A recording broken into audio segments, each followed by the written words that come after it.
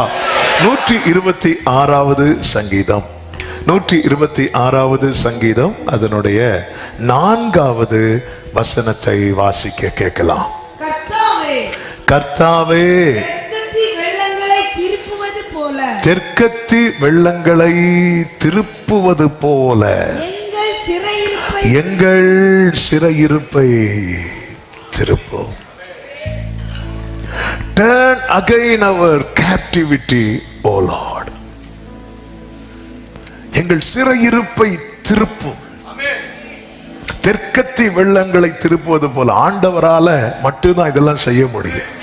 கரை புரண்டு ஓடுகிற யோர்தானை பின்னிட்டு போக வைத்தவர். யோர்தான் பின்னிட்டு திரும்பினது. இது சாத்தியம் ஆகுமாக? ஆமே. நம்ம டேம்லாம் திறந்து விடும்போது ஆற்று தண்ணீர் வந்து வேகமாய் போறதை பார்க்க முடியும். நம்ம அந்த பாரதி போற ஆறு இப்படி சுத்தி சுத்தி போகும்போது இந்த காட்சியெல்லாம் நம்ம ஊர்ல இருக்கும். பல ஊர்ல அது இல்லை. அதனால இது பார்க்கும்போது திடீர்னு அந்த தண்ணி அப்படி ரிவர்ஸ்ல போறது இது பாசிபிளா? சாத்தியமா? சாத்தியம் இல்லை. ஆனா சாத்தியம் இல்லாததை சாத்தியமாக்குகிற ஆராதிக்கிற தேவன் நம் தேவன். ஆமான்னு சொல்லுங்க பார்க்கலாம். இது கொஞ்சம் இமேஜின் பண்ணி பாருங்க. ஆமா, யோர்தான் கரை புரண்டு ஓடுது. அது நிக்க வச்சா கூட பிரச்சனை இல்லை. 114 சங்கீதக்காரன் பாடுகிறான், கடல் கண்டு விலகி ஓடிட்டு யோர்தான் பின்னிட்டுன்னா திரும்ப. கோலியாத்தை பார்த்து இஸ்ரவேலர்கள் திரும்ப ஓடினாங்க பாத்தீங்களா? அதே போல வந்து வேகம் வந்துட்டு திரும்ப ஓடுது. இது சாத்தியமா? இது சாத்தியம் இல்லை. இது எந்த மனிதனுக்கும் சாத்தியமாக்க முடியுமா? சான்ஸே கிடையாது. வெள்ளம் கரை புரண்டு ஓடும் போது கவர்மெண்ட்ல இருந்து அனௌன்ஸ்மெண்ட் வரும். என்ன அனௌன்ஸ்மெண்ட் வரும் தெரியுமா? வெள்ளம் கரை புரண்டு ஓடுவதை குறித்து கலங்காதிருங்க, நாங்க 4 பேரை விட்டுருக்கோம். அப்படி வராது. அந்த ஏரியா பக்கத்துல யாரெல்லாம் இருக்கிறீங்களோ எல்லாரும் என்ன பண்ணுங்க, போயிருங்க. திடீர்னு குற்றாலத்துல குளிக்க போவாங்க பாருங்க. வெள்ளம் பெருக்கெடுக்கும் போது கண்ணை மூடி திறக்கிறதுக்குள்ள வந்துடும். இங்க இருந்து போலீஸ், இங்க செக்யூரிட்டி கார்ட்ஸ் எல்லாருமே வந்து கத்துவாங்க, எல்லாம் வாங்க வாங்க வாங்க வாங்க. சிலர் வராம அது என்னன்னு பார்ப்போம் அப்படிம்பாங்க. அடுத்த நாள் அவங்கள எல்லாரும் பார்ப்பாங்க. இதுதான் பொதுவா நடக்கும். இந்த வெள்ளம் பெருக்கெடுத்து ஓடும் போது யாருக்கும் வந்து நிறுத்த முடியாது, தடுக்க முடியாது. ஆனால் நாம் ஆராதிக்கிற வல்லமை உள்ள ஒரு தேவன் இருக்கிறார். தெற்கத்தி வெள்ளங்களை திருப்புவது போல எத்தனை பேருக்கு நம்பிக்கை இருக்கிறது? எந்த சிறையிருப்பா இருந்தாலும் என் தேவன் அதை மாற்ற வல்லவர். அப்ப இது சாத்தியம் இல்லாது.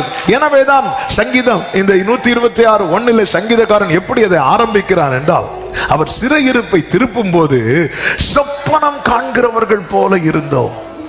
அப்படிதான். இது நனவா இல்ல கனவா? அப்படிதான் இருக்கும்.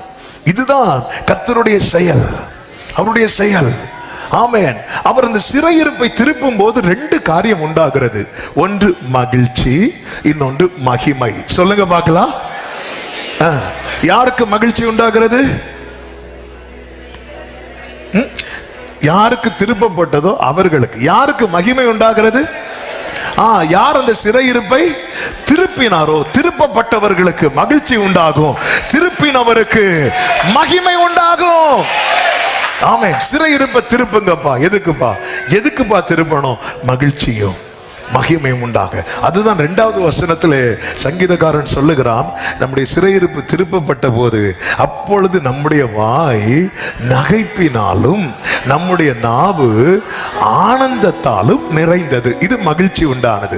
அப்பொழுது கர்த்தர் இவர்களுக்கு பெரிய காரியங்களை செய்தார் என்று புறஜாதிகளுக்குள்ளே சொல்லி கொண்டார்கள். இது 2 நடக்க போகுது இயேசுவின் நாமத்திலே. அது எப்படி தெரியுமா? அது இவங்களால, அது இன்னாரால இல்ல. சிறையிருப்பை திருப்பும் போது மகிழ்ச்சியும் உண்டாகுது, மகிமையும் உண்டாகுது. எத்தனை பேர் இந்த பகல் வேளையில நம்புறீங்க? எனக்கு மகிழ்ச்சியும் என் தேவனுக்கு மகிமையும் உண்டாக கர்த்தர் தெற்கத்தி வெள்ளங்களை கொஞ்சம் வர்ஷிப் பண்ணுங்க பார்க்கலாம். மகிழ்ச்சியும் மகிமையும் உண்டாக்குகிறவர், நமக்கு மகிழ்ச்சியும், அந்த மகிழ்ச்சியில அவர் மகிமைப்பட போகிறார். சுற்றி இருக்கிறவர்கள் சொல்ல போகிறார்கள், கர்த்தர் இவர்களுக்கு பெரிய காரியங்களை ஆமென் சொல்லுங்க பார்க்கலாம். இந்த சிறையிருப்பு அப்படிங்கிறது என்ன அப்படின்னா, இன்னொரு ஒரு பிடியில இருப்பது. இந்த ஜூல மிருகங்கள்லாம் இருக்கும் பாத்தீங்களா, அதுக்கான எல்லா ஃபெசிலிட்டியுமே பண்ணி கொடுப்பாங்க. ஆமென். சிங்கத்தை காலில் சங்கிலி போட்டு கட்டி வைக்க மாட்டாங்க, ஆனா யானையை கட்டி வச்சிருப்பாங்க. எல்லாமே இருக்கும். ஆனா ஒரு டீம் உடைய பிடியில் அது இருக்கும். சிங்கத்துக்குன்னு கொஞ்சம் ஸ்பேஸ் கொடுத்துருப்பாங்க. ட்ரிவாண்ட்ரம் ஜூல இருக்கு, அது பாம்பு போல இருக்கும். அந்த நம்ம சூழல இருக்க சிங்கத்தை பார்த்தா ரொம்ப சங்கடமா இருக்கும். அதுக்குன்னு இறங்கி போயிடாதீங்க, பெரும் சங்கடம் ஆயிரும். அதை நீங்க பாத்தீங்கன்னா அதுக்குன்னு ஒரு ஸ்பேஸ் இருக்கும், கொடுத்துருப்பாங்க. ஆனா அவ்வளவுதான், அதுக்குள்ள நீ அங்கெங்கே சுத்திக்கும், வெளியே வர முடியாது. என்ன சாப்பிடணும், காட்டில் இருக்கிற சிங்கம் என்ன சாப்பிடணுங்கிறத அது டிசைட் பண்ணும். ஜூல இருக்கிற சிங்கம் என்ன சாப்பிடணுங்கிறத அது டிசைட் பண்ண முடியாது. இதான் அந்த சிறையிருப்பு. சிறையிருப்பு சிறையிருப்புல இருக்கிறவனுக்கு எது நஷ்டமாகும் அப்படின்னா, சுதந்திரம் நஷ்டமாகும். இன்னொருத்தங்க பிடியில தப்ப முடியாதபடி ஓரிடத்தில் அடைக்கப்பட்ட நிலை, அதான் சிறையிருப்பு. தப்பு, இதை விட்டு வெளியே வர முடியும். இதுதான் என் சிச்சுவேஷன். இதுக்குள்ள நான் வாழலாம், இதுக்குள்ள இருக்கலாம், இதுக்குள்ள இருக்கலாம். ஆமா, தப்ப முடியாது. இந்த ஆயுள் தண்டனை கைதிகளை பார்த்தீங்கன்னா சாகும் வரை ஆயுள் அப்படி போட்டிருப்பாங்க. அப்படித்தானே போடுவாங்க சில பேர். நாங்கள் அப்படி போனது கிடையாது. ஆமா, ஏன்னா ஆயுள் தண்டனை நிறைய இருக்கு. ஆயுள் தண்டனை 7 இரட்டை ஆயுள் இருக்கு. இரட்டை ஆயுள்னா 14 வருஷமா 14. சிலருக்கு சொல்லுவாங்க மரணம் வரைக்கும் அப்படி போட்டுருவாங்க. அவங்களுக்கு என்ன பார்த்தீங்கன்னா உள்ள எல்லாமே இருக்கும், ஆனா என்ன அப்படின்னா ஒரு எல்லை போட்டிருப்பாங்க, அவ்வளவுதான் லைஃப். அதுக்கு வெளியே ஒரு உலகம் இருக்குன்னு தெரியும், வர முடியாது. சிறையிருப்பு. இஸ்ரவேல் ஜனங்கள் பாபிலோனுக்கு சிறையாக கொண்டு போகப்பட்டார்கள். அங்க நீங்க பாத்தீங்கன்னா அங்க இந்த போனதுமே பேரு கூட மாத்திட்டான். தானியேல் பேரை தூக்கிட்டாங்க, பெல்தெஷாசார் அப்படின்னு வச்சுட்டாங்க. அனனியா பேரை சாத்ராக்குனாங்க. ஏன்னா இந்த இஸ்ரவேல் யூதர்களுடைய பேர்ல எல்லாம் ஆண்டவருடைய பேரை சேர்த்து வச்சிருப்பாங்க. ஏல் அப்படின்னா அது தேவனை குறிக்கிறது, யா அப்படின்னாலும் அது தேவனை குறிக்கிறது. தானியேல், அனனியா, மீஷாவேல், அசரியா, அந்த தேவனை குறிக்கிற அந்த பெயரெல்லாம் தூக்கிட்டு தங்கள் தெய்வங்களின் பெயர்களை வைக்கிறாங்க. பேரு அங்கே தானியெல்லாம் கூடக்கூடாது. அங்க அதுக்கப்புறம் பார்த்தா ஷாத்ரக், மேஷாக், ஆபேத்நேகோ அப்படிதான் கூடணும். சாப்பாடு ராஜா கட்டளை போடுறார், இந்த ஃபுட்டு தான் கொடுக்கணும், என்ன சாப்பிடணும் அவர் டிசைட் பண்றார், எங்க இருக்கணும். அவங்க ஜெபிக்கலாம், திடீர்னு தடை வரும், ஜெபிக்க கூடாது அப்படின்னு 1 மந்த் ஜெபிக்க கூடாது. இதான் சிறையிருப்பு. நல்லா நேற்று வர ஜெபம் நல்லா போயிட்டு இருந்து இன்னையில இருந்து தடை, இதான் சிறையிருப்பு. நிறைய பேர் அதனாலதான் தாவீது ஜெபிக்கிறார், உம்முடைய நாமத்தை நான் துதிக்கும்படிக்கு என் ஆத்துமாவை காவலுக்கு நீங்களாக்கி விடும். அப்ப என்ன ஏதோ ஒண்ணு சிறை பிடிச்சிருக்கு, அதனால என்னால என்ன செய்ய முடியல அப்படின்னா துதிக்க முடியல. ஆமென். இந்த சிறையிருப்பு. அப்ப ஒரு தேவ பிள்ளை புரிந்து கொள்ள வேண்டும், நான் சிறையிருப்பில் இருக்கிறேன். ஆண்டவரே நீங்க சிறையிருப்பை திருப்புங்க ஆண்டவரே, தேவனால் மட்டும்தான் இதை செய்ய முடியும். ஏசாயா 49, 24, 25 சொல்லப்பட்டிருக்கிறது, பராக்கிரமன் கையிலிருந்து கொள்ளை பொருளை பறிக்க கூடுமோ, அல்லது நீதியாய் சிறைப்பட்டு போனவர்களை விடுவிக்க கூடுமோ? சான்ஸே கிடையாது. அப்படிப்பட்ட சூழ்நிலையானாலும் என்றாலும் இதோ பராக்கிரமனால் சிறைப்படுத்தப்பட்டவர்களும் விடுவிக்கப்படுவார்கள். பலவந்தனால் கொள்ளையிடப்பட்டதும் விடுதலையாக்கப்படும். உன்னோடு வழக்காடுகிறவர்களோடு நான் வழக்காடி உன் பிள்ளைகளை ரட்சித்து கொள்வேன். விடுவிக்க சாத்தியமே இல்லை என்றாலும் விடுவிக்க வல்லமை உள்ளவர் என் தேவன் சொல்றவங்க சத்தமாமே.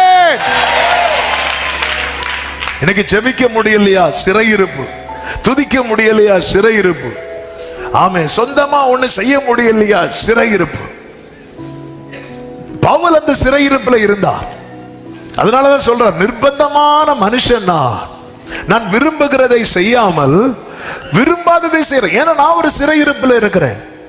யார் இந்த பாவ சரீரத்திலிருந்து என்னை விடுவிக்க முடியும்? நான் கட்டப்பட்டிருக்கிறேன், நான் கட்டப்பட்டிருக்கிறேன், நான் சிறையிருப்பில் இருக்கிறேன். ஆமென். பாவத்தில் இருக்கிறவன் பாவ பிடியில் இருக்கிறான், சாபத்தில் இருக்கிறவன் சாப பிடியில் இருக்கிறான். ஒவ்வொரு காரியமும் இந்த சிறையிருப்பு எப்பேற்பட்ட சிறையிருப்பா இருந்தாலும் சரி, அவரை குறித்து தான் வேதம் சொல்லுகிறது. சிறைப்பட்டு போனவன் தீவிரமாய் விடுதலை ஆவான். அவன் கிடங்கிலே சாவதும் இல்லை, அவன் அப்பம் அவனுக்கு குறைவதும் இல்லை. இதற்காக தான் ஏசாயாவை கொண்டு கர்த்தர் இப்படி எழுதி வைத்தார். கர்த்தருடைய புயமே எழும்பு என்று சொல்லி பாட வைக்கிறதை ஏசாயா 51வது அதிகாரம் அதனுடைய 9வது வசனத்தை வாசியுங்கள்.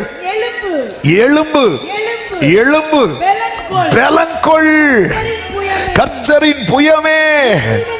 என்ன பாட்டுங்க! ஆண்டவருடைய கையை வச்சு பாடுறாங்க. கர்த்தரின் புயமே நீ எழும்பு, பெலன்கொள். முந்தின நாட்களிலும் பூர்வ தலைமுறைகளிலும் எழும்பினபடி எழும்பு. ராகாபை துண்டித்தது, ராகாப் என்று சொல்லப்பட்டிருக்கிறது எகிப்தின் வல்லமை. எகிப்தின் வல்லமை ராகாபை துண்டித்ததும் வலு சர்ப்பத்தை வதைத்ததும் நீதான் அல்லவோ. மகா ஆழத்தின் தண்ணீர்களாகிய சமுத்திரத்தை வற்றி போக பண்ணினதும், மீட்கப்பட்டவர்கள் கடந்து போக கடலின் பள்ளங்களை வழியாக்கினதும் நீதான் அல்லவோ. எதை பத்தி பாடுறாங்க தெரியுமா? கையை பத்தி, கையை பத்தி, அவருடைய கையை பார்த்து பாடுறாங்க. புயமே எழும்பு. கர்த்தருடைய புயம், அதாவது கர்த்தர் மட்டும் கையை ஓங்கிட்டார்னா அதுக்கு கீழே தான் சொல்லப்பட்டிருக்கிறது 13வது வசனத்துல, இடுக்கண் செய்கிறவன் அழிக்க ஆயத்தமாகிற போது நீ அவனுடைய உக்கிரத்துக்கு நித்தம் இடைவிடாமல் பயப்படுகிறது என்ன? இடுக்கண் செய்கிறவனுடைய உக்கிரம் எங்கே? என்ன? அவர் கையை ஓங்கிட்டார்னா இடுக்கண் செய்கிறவனுடைய கோபம்லாம் ஒண்ணுமே இல்லாம போயிடும். சிறைப்பட்டு போனவன் தீவிரமாய் விடுதலையாவான். அவன் கிடங்கிலே சாவதும் இல்லை. ஒரு தேவ பிள்ளை எதை விரும்ப, ஆண்டவர் நீங்க மட்டும் கையை வைத்துட்டு உங்க கரம் இருக்க, உங்க கரம் இருக்க. இந்த ஏசாயா 51:9 உங்க வாழ்க்கையில பயம் வருதா? இந்த பாட்டை பாடுங்க. எழும்பு எழும்பு பெலன்கொள் கர்த்தரின் புயமே. முந்தின நாட்கள்ல ராகாபையும் வலு சர்ப்பத்தையும் அப்ப கவனிச்சீங்களா? ஒரு எகிப்தியன் இருக்கிறானா அதுக்கு பின்னாடி ஒரு வலு சர்ப்பம் இருக்கிறது. ஒரு அமலேக்கியன் இருக்கிறானா அதுக்கு பின்னாடி ஒரு வலு சர்ப்பம் இருக்கிறது. நமக்கு விரோதமாய் ஒருத்தங்க வராங்க அப்படின்னா சத்துரு பின்னாக இருந்து இயக்குகிறான். நமக்கு யுத்த மாம்சத்தோடு இரத்தத்தோடு அல்ல, வான மண்டலத்தில் இருக்கிற பொல்லாத சேனையோடு. ஆமை விடுவிக்க சாத்தியமே இல்லை, கர்த்தர் விடுவிக்கிறார். அதான் சொப்பனம் காண்கிறவர்கள் போல. யாக்கோபு முதல் இரத்த சாட்சியாக மரிக்கிறான் அப்போஸ்தலர்கள்ல. அதன் பிறகு இது யூதருக்கு பிரியம் என்று கண்டு ஏரோது என்ன பண்ணுகிறான் அப்படின்னா பேதுருவை பிடித்து சிறையில் வைக்கிறான். அதுவும் எப்படி வைக்கிறான் என்று அப்போஸ்தலர் 4:12-4 சொல்லப்பட்டிருக்கிறது. வாசியுங்கள். 12:4. அவனை பிடித்து சிறைச்சாலையில் வைத்து பஸ்கா பண்டிகைக்கு பின்பு ஜனங்களுக்கு முன்பாக அவனை வெளியே கொண்டு வரலாம் என்று எண்ணி அவனை காக்கும்படி. ஆமென். வகுப்பு நல்ல கவனமா கேளுங்க. போர் சேவகர் கொஞ்சம் வெயிட் பண்ணுங்க சகோதரி, நல்ல கவனமா கேளுங்கன்னு நீங்க வாசிக்கிட்டல் நான் சொல்றேன். அவன் என்ன நினைக்கிறான் தெரியுமா? பஸ்கா பண்டிகைக்கு பின்னாடி வெளியே கொண்டு வரலாம் என்று எண்ணி. யார் நினைக்கிறா? ஏரோது. கொஞ்சம் இருக்கிறீங்களா ஆக்டிவா? ஏரோது. ஆமே, நல்ல கவனமா கேளுங்க. அப்போ பேதுரு உள்ள இருக்கிறதும் வெளியே இருக்கிறதும் தீர்மானிக்கிறது யாரு? ஏரோது. ஆமே. இப்போ ஏரோது நினைச்சா, நம்ம பல இடத்துல இப்படிதான் ஏரோதுகளை கொண்டு வைக்கிறோம். ஏரோது நினைச்சா வெளியே வரலாம், இந்த ஆளு நினைச்சா. ஆமே. ஏரோது பஸ்கா பண்டிகைக்கு பின்னாக வெளியே கொண்டு வரலாம் பிளான் வச்சிருக்கிறான். எதுக்கு வெளியே கொண்டு வரதுக்கு தெரியுமா? கொல்லுறதுக்கு. ஆனா கர்த்தர் அன்னைக்கு நைட்டே வெளியே கொண்டு வரணும்னு பிளான் பண்றார். எதுக்கு வெளியே கொண்டு வரணும் தெரியுமா? சொல்றதுக்கு. ஆமென். சாத்தான் உங்களை கொல்லுறதுக்குன்னு பிளான் போடும்போது நீங்க அவர் நீதியை சொல்வதற்கு கர்த்தர் பிளான் வச்சிருக்கிறார். அதனாலதான் சங்கீதக்காரன் பாடுகிறார், நான் சாகாமல் பிழைத்திருந்து கர்த்தருடைய செய்கைகளை. எத்தனை பேர் இந்த பகல் வேளையில நம்பிக்கையோடு சொல்லுவீங்க? கைகளை உயர்த்தி சொல்லுங்க பார்க்கலாம். என்ன கர்த்தர் வெளியே கொண்டு வருவார், கொல்வதற்கல்ல, சாட்சி சொல்வதற்கு, அவர் துதியை சொல்லுவதற்கு, அவர் மகத்துவத்தை சொல்வதற்கு. ஆமென். எகிப்திலிருந்து இஸ்ரவேலரை கொண்டு வந்து சொல்ல வைத்தார்ல, கர்த்தாவே தேவர்களில் உமக்கொப்பான. ஆமென், ஆமென். எதுக்கு வெளியே கொண்டு வர்றாருன்னு புரிஞ்சுக்கோங்க. எதுக்கு வெளியே கொண்டு வர? யோசேப்பை வெளியே கொண்டு வந்தது எதுக்கு தெரியுமா? யோசேப்பே நீன்னு சொல்லும் போது சொல்லணும், நான் அல்ல, கர்த்தர் இதுக்காக வெளியே கொண்டு வருகிறான். என்ன வெளியே கொண்டு வருவா? சொல்லுங்க, என்ன வெளியே கொண்டு வருவா? கர்த்தருடைய கரம் இதை செய்யும். ஆமென். அவன் நினைக்கிறான். அப்ப அவன் என்ன டிசைட் பண்ணானா, அவன் நம்ம பிடியில இருக்கிறான். உண்மையிலே ஏரோதின் பிடியில தான் இருக்கிறான். அவன் தீர்மானிக்கிறான், பஸ்கா பண்டிகை எல்லாம் முடியட்டு. அதாவது இவங்க பண்டிகை எல்லாம் கொண்டாடுவாங்களாம், அதுவரை நம்ம ஆளு சிறைச்சாலையில் இருக்கணும். அவனுக்கு தெரியாது, சிறைச்சாலையில கூட தூங்குவார். 2 சேவகர்கள் நடுவில் இருந்து தூங்கிட்டு இருக்கிறார். நீங்க அது ரொம்ப ஆச்சரியமானது. ஆமென். அப்படிப்பட்ட கிருபைகள் நிறைய பேருக்கு இருக்கு. ஆமென். ஹல்லேலூயா. 4வது வசனத்தை பாருங்கள். என்று எண்ணி அவனை, இனி வாசிங்க, காக்கும்படி வகுப்புக்கு 4 போர் சேவகராக ஏற்படுத்திய 4 வகுப்புகளின் வசமாக ஒப்புவித்தார். அப்ப 4 நாளும்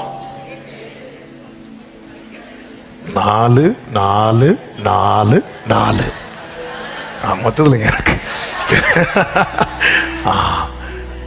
16 பேர். ஆமென். ஆண்டவர் சொன்னார், நான் பிதாவை வேண்டிக் கொண்டால் 12 லேகியோனுக்கும் அதிகமான, அது எத்தனை? ஒரு லேகியோன்னா 6000. அப்ப 12 6000னா ஏசப்பா. ஆமென். 72,000. எனக்கு கொஞ்சம் மேக்ஸ் தான் தெரியும். அதையும் நீங்க அந்த மரத்தை முறிச்சு தண்ணியில போட்டு கசப்பை எடுத்தது போல இப்படியெல்லாம் போட்டு எடுக்கிறாதீங்க. ஆமென். உலகம் கொடுக்கிற பாதுகாப்பு 16, அது உனக்கு 16, அவனுக்கு 16க்கு தானே, அதுக்கு தான் 16. ஆனா ஆண்டவர் கொடுக்கிறது என்ன தெரியுமா? அதாவது 2 இடத்துல ஆடு வளர்ப்பாங்க, 2 இடத்துல ஆடு வளர்ப்பாங்க, 2 இடத்துல ஆட்டுக்கு தேவையான ஆகாரம் போடுவாங்க. ஒரு இடத்துல பால் கறக்க, இன்னொரு இடத்துல கழுத்த இருக்க. ஆமென். பாருங்க என்ன பாதுகாப்பு கொடுக்கறாங்க. இந்த ஏரோது கொடுக்கிறது எதுக்கு தெரியுமா? பால் கறக்க இல்ல, கழுத்த இருக்க. கர்த்தர் கொடுக்கிறது எதுக்கு தெரியுமா?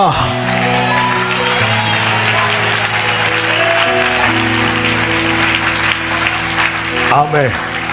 ஹல்லேலூயா. இதான் தேவனுடைய பாதுகாப்புல ஒருத்தங்க இருக்கிறாங்கன்னா அவங்க அநேகருக்கு ஆசீர்வாதமா இருக்க போறாங்க. தேவனுடைய பாதுகாப்புல ஒருத்தங்க இருக்கிறார். யோபுவே, உன்னை சுத்தி இருக்கிறவங்க 1000 சொல்லட்டும், நாளைக்கு உன் ஜெபத்தை கேட்டுதான் உன்னை சுத்தி இருக்கிறவங்களுக்கு கர்த்தர் விடுதலை கொடுக்க போகிறான். உன் முகத்தை பார்த்துதான் உன் கூட இருக்கிறவங்களை கர்த்தர் ஆசீர்வதிக்க போகிறான். அதனாலதான் உன் தீபத்தை அணையாம காத்து கொண்டிருக்கிறார். ஆமென். சொல்லுங்க பார்க்கலாம். ஹல்லேலூயா. தேவனால் பாதுகாக்கப்படுறீங்களா? நீங்க அநேகருக்கு ஆசீர்வாதமா மாற போறீங்க. அப்பதான் சொல்லுவாங்க, ஆகாது என்று தள்ளின கல் அது தலைக்கல் ஆயிற்று, அது கர்த்தராலே ஆயிற்று, அது நம்முடைய கண்களுக்கு. ஆமென். இது கர்த்தர் உண்டு பண்ணின நாள், நாம் களி கூர்ந்து மகிழ கடவோம். ஆமென். சொல்லுங்க பார்க்கலாம். ஹல்லேலூயா. இப்போ பேதுரு என்ன பண்றார் அப்படின்னா, கர்த்தருக்கு மகிமை உண்டாவதாக, 6வது வசனம், ஏரோது அவனை வெளியே கொண்டு வரும்படி குறித்த நாளுக்கு முந்தின நாள் ராத்திரியிலே பேதுரு 2 சங்கிலிகளால் கட்டப்பட்டு 2 சேவகர் நடுவே நித்திரை பண்ணி கொண்டிருந்தான்.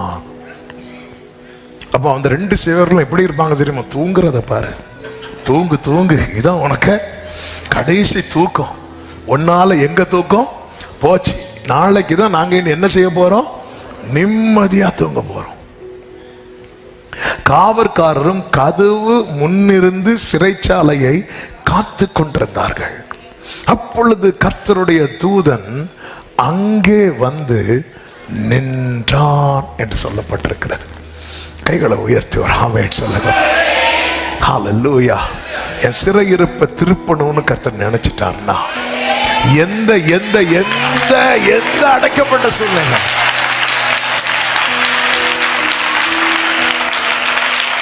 பத்மு தீவில் ஏகனாய் நான் தங்கிடினும் பயப்படு, பத்மு தீவில் ஏகனாய் நான் தங்கிடினும் பயப்படேன். வானம் திறந்தே சுநாதர் ஜோதியாய் என்னை பரதீசில் ஆவிக்குள்ளேடுப்பாரே, என்னை பரதேசில் ஆவிக்குள்ளேடுப்பாரே.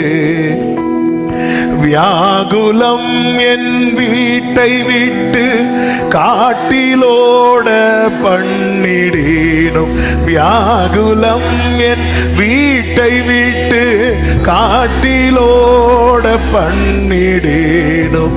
அங்கே ஒரு தூதன் என்னை சந்தித்து சூடாம் அப்பமும் ஜலமும் தந்து தேற்றுவா. சூடாம் அப்பமும் ஜலமும்.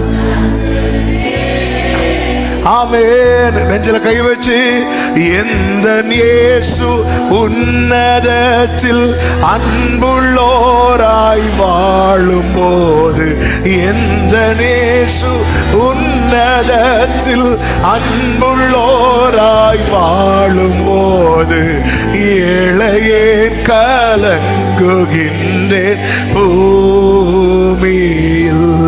ஆதால் என்றும் அவர் ஆமென். ஆதால் என்றும் அவர். நீங்க ஒரு விஷயம் நல்லா கவனிச்சீங்கன்னா தெரியும், எங்கெல்லாம் கர்த்தர் தூதனை இறக்குறாரு பாத்தீங்கன்னா, எங்கெல்லாம் யாருக்கும் வந்து நிக்க முடியாதோ அந்த இடத்துல, ஏன் ஆண்டவரே எனக்கு உதவும்படி ஒருவரும் வராத ஒரு சூழ்நிலையில என்னை அடைத்து போட்டிருக்கிறீங்கிற கேள்வியோடு யாராவது இருக்கிறீங்கன்னா, இருதயத்தில் இந்த வார்த்தையை இயேசுவின் நாமத்திலே சொல்ற, கர்த்தர் தம்முடைய தூதனை இறக்கவே. ஹல்லேலூயா. யாரும் துணை இல்லை என்றோ, ஏகனாய் நான் ஆனேன் என்றோ, யாரும் துணை இல்லை என்றோ, ஏகனாய் நான் ஆனேன் என்றோ, என் மனதில் எண்ணிடேன் ஓர் நாளுமே, இயேசு என்னுடன். சபையில ஸ்திரீகள் எல்லாம் பேதுருவுக்காக ஜெபம் பண்ணிட்டு இருக்கிறாங்க. அதுதான் முடியும், அதுக்கு மேல முடியல. நமக்கு என்ன முடியுமோ அதை செஞ்சிடணும். ஆமென். அவங்களால போய் இப்ப பேதுருவை பார்க்கவே முடியாது, யாராலையும் பார்க்க முடியாது. 4 வகுப்பு பாதுகாப்புக்குள்ள பேதுரு இருக்கிறான். தூதன் வந்து அங்கே நின்றான். அறையிலே வெளிச்சம் பிரகாசித்தது. அவன் பேதுருவை தட்டி எழுப்புறான். இந்த தூதன் இந்த இரவு வரலன்னா நாளைக்கு ஏரோது வந்து நின்று பேதுருவை தட்டி எழுப்பியிருப்பான். ஹல்லேலூயா. ஏசா வந்து தொடுறதுக்கு முன்னாடி கர்த்தர் வந்து தொட்டா. ஏரோது வந்து தொடுவதற்கு முன்பதாக தூதன் வந்து தொட்டா. எத்தனை பேர் நம்புறீங்க? என் மேல சத்துருவின் கை படுவதற்கு முன்பதாக, ஓ ஷாரா பாகாரா ரீமா மாமா ரேலே ரே பாதாரா, சத்துருவின் கை உன் மேல் படுவதற்கு முன்னே கர்த்தருடைய கிருபை உன்னை தொடும். ஹல்லேலூயா. ஆமென். நாளைக்குன்னு சத்துரு குறிக்கிற, அப்ப நாள் குறிக்க யார கொடுக்கிறா சொல்லுங்க? சத்துருவை. நாள் குறிக்கிறதுக்கு சத்துருட்டு சொல்றார். மொர்தெகாய்க்கு நாள் குறிச்சது யாரு? ஆமா, நாளைக்கு தூக்குன்னா இன்னைக்கு கர்த்தர் புக்கை தொடர் ராஜா புக்கை எடுக்கிறான். ஹல்லேலூயா. ஆண்டவர் அவங்க நாள் குறிக்கட்டும். அதுக்கு முந்தின இரவு, அதற்கு முந்தின இரவு. ஓ ஹல்லேலூயா, ஹல்லேலூயா. முந்தின இரவு நமக்கு தெரியாது. ஒரு நாள் உரம் பாருங்க, அதற்கு முந்தின இரவுல ஒரு கிரியை நடக்கும். அதற்கு முந்தின இரவுல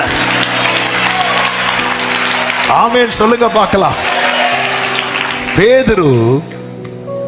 பேதுருவை அவன் சீக்கிரமாய் எழுந்திரு என்று அவனை எழுப்பினான். உடனே சங்கிலிகள் அவன் கைகளில் இருந்து விழுந்தது. தூதன் அவனை நோக்கி, உன் அறையை கட்டி உன் பாதரட்சைகளை தொடுத்துக் கொள் என்றான். அவன் அந்தபடியே செய்தான். தூதன் பின்னும் அவனை நோக்கி, உன் வஸ்திரத்தை போர்த்து கொண்டு என் பின்னே வா என்றான். அந்தபடி அவன் புறப்பட்டு அவனுக்கு பின் சென்று, அடுத்த வார்த்தையை கவனிங்க, தூதனால் செய்யப்பட்டது மெய் என்று அறியாமல் தான் ஒரு தரிசனம் காண்கிறதாக நினைத்தான். அவர் சியோனின் சிறையிருப்பை திருப்பின போது சொப்பனம் காண்கிறார். நடந்து முடிஞ்சதுக்கு அப்புறம் இது மெய், இது மெய்.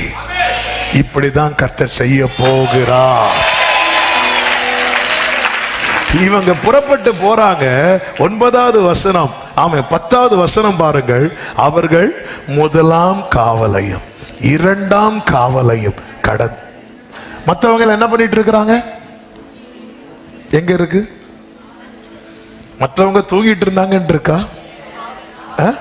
என் முகத்தை பார்த்து சொல்லக்கூடாது, டவுட்னா பார்த்துடணும். ஆமாம், ஏன்னா பார்க்க பார்வையில் சொல்லிடுவீங்க, இல்லை இல்லை சார், இல்லை சார், ஃபைன் போட்டுறாதீங்க சார். ஆமாம், இல்லை, அவர்கள் காவல் காத்து கொண்டிருந்தார்கள் தான் இருக்கு.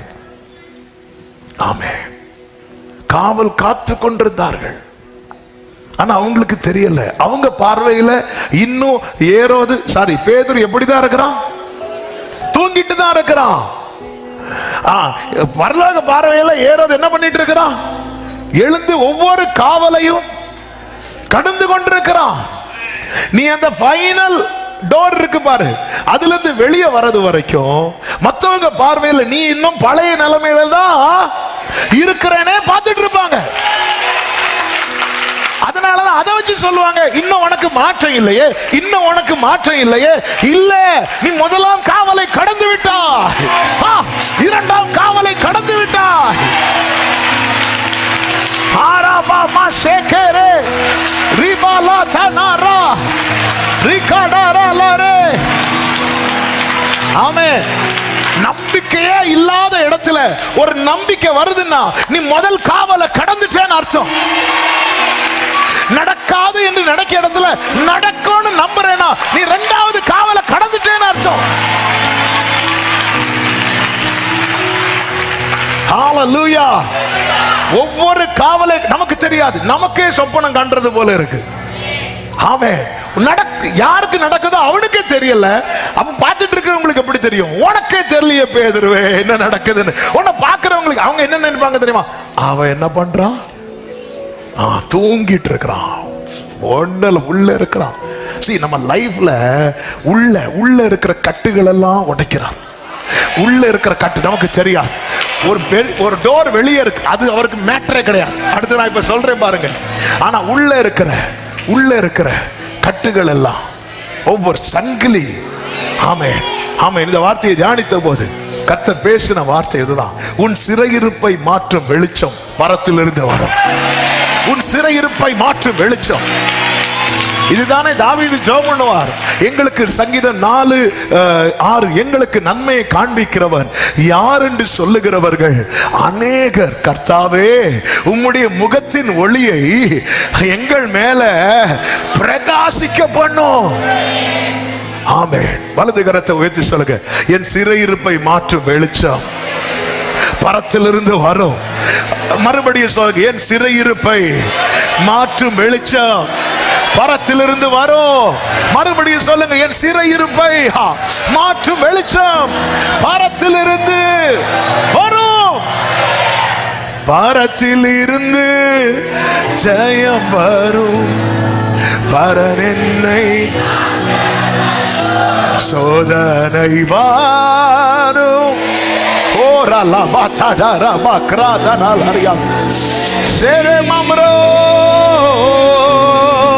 பாரத்தில் இருந்து பரன் என்னை காக்க வல்லோ. பாரத்தில் இருந்து பாரத்தில் ஆமென். ஹல்லேலூயா. நமக்கு தெரியாது, ஆனா பாக்குறவங்க என்னதான் பார்த்துட்டு இருக்காங்கன்னா, பேதுருவா அவன் என்ன அப்படிதான் பார்க்கான், அவனுக்கு டைம் நெருங்கிட்டே இருக்கு. ஆமென். முதலாம் காவல் கர்த்தர் நம்மை கொண்டு வந்துட்டு நமக்கு தெரிய மாட்டேங்குது, நமக்கே சொப்பனம் போல இருக்கு. அதனாலதான் நீங்க கவனிச்சீங்கன்னா தெரியும், நீங்க வார்த்தையெல்லாம் வரும்போது அவ்வளவு ஹாப்பியா இருக்கும், ஆனா ரியாலிட்டிக்குள்ள போகும்போது இன்னும் அதே நிலையில இருக்கு. நீங்க அதே நிலையில இல்ல.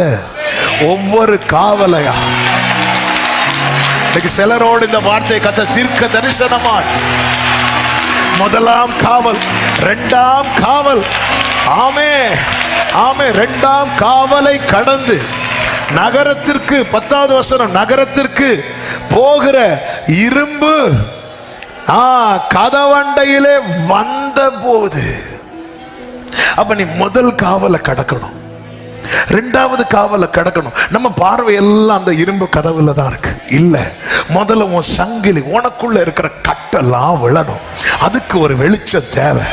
மனதளவுல பல விதங்களில் கட்டப்பட்டிருக்கிறோம், ஜெபிக்க முடியாத அளவுக்கு கட்டு.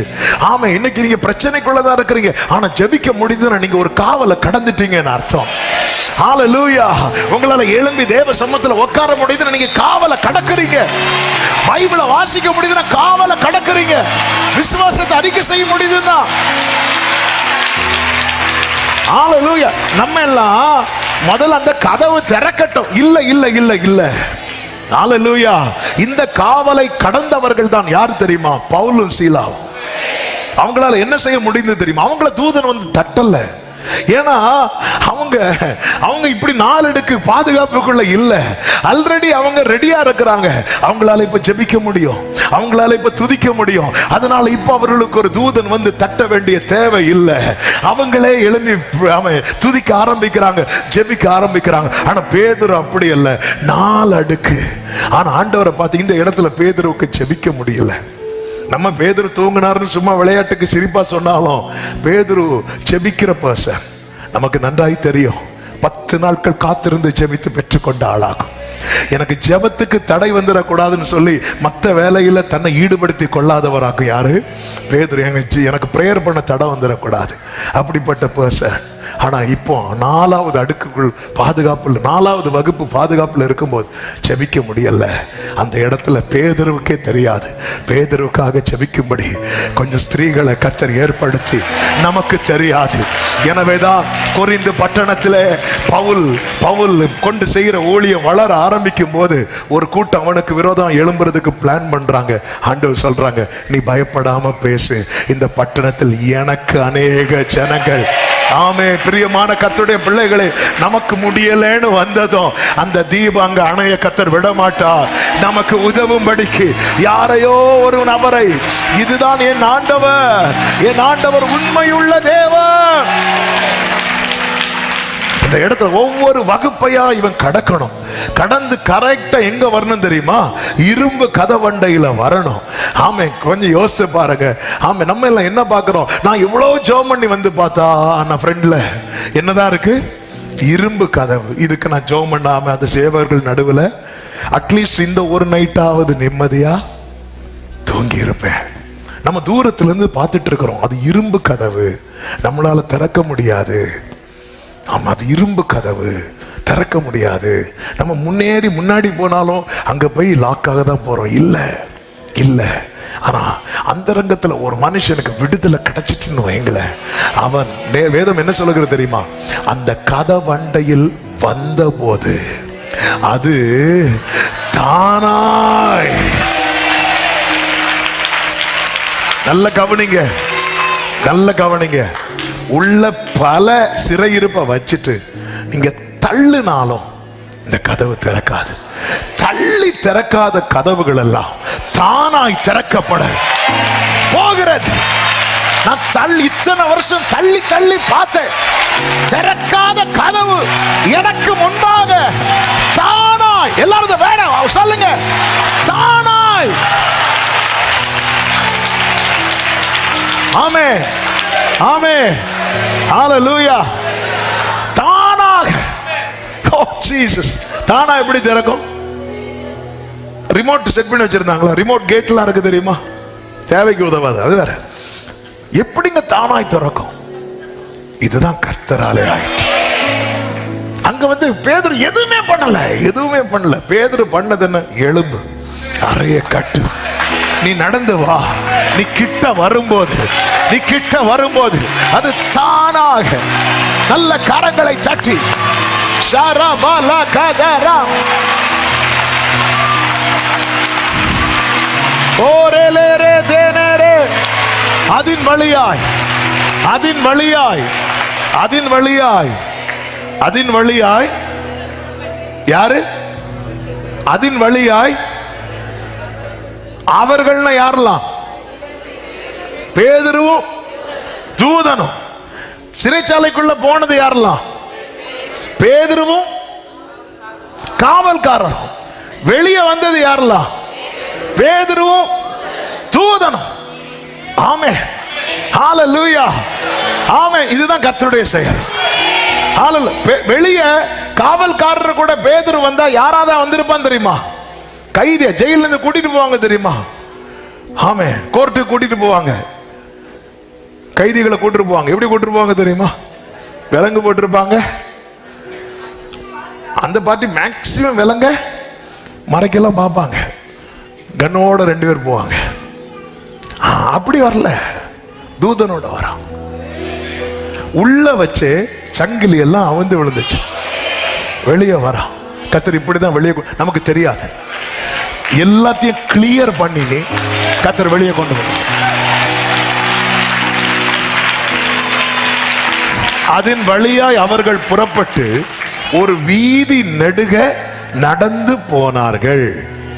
உடனே தூதன் அவனை விட்டு போய், கதவு திறந்ததும் தூதனுக்கு போயிருக்கலாம்ல. ஏன் வீதி நெடுக கொண்டு வந்து ஒரு குறிப்பிட்ட இடம் வர வந்துட்டு அதுக்கப்புறம் தூதன் போறான் தெரியுமா? எதை விட்டு கர்த்தர் கொண்டு வரார்னா, அந்த சிறைச்சாலை நிழல் கூட இல்லாத, இவ திரும்பி பார்த்தா என்ன இருக்காது தெரியுமா? அந்த சிறை இருக்காது. அது வரைக்கும் இப்படிதான் கர்த்தர் செய்வார். திரும்பி பார்த்தா அந்த சங்கிலி இல்ல, காவல்காரர் இல்ல, சிறை இல்ல. இப்படி விட்டதுக்கு அப்புறம் தான் 11வது வசனம், பேதுருவுக்கு தெளிவு வந்த. நல்ல கவனிங்க, இதுல இன்னொரு வேட கூட சொல்றேன். சில இடத்துல தனியா விட்டாதான் தெளிவு வரும். ஹல்லேலூயா.